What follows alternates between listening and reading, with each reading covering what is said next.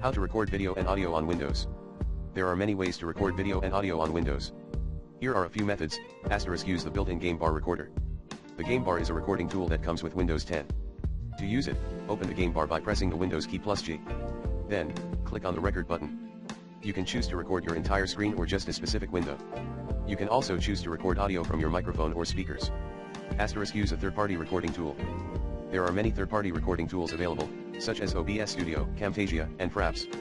These tools offer more features than the built-in game bar recorder, but they can be more difficult to use.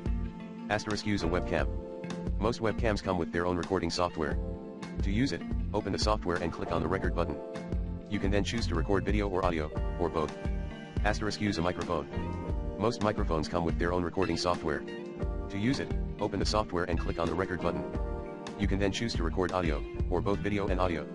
When recording video and audio, it is important to consider the following: resolution. The resolution of your recording will determine the quality of the video.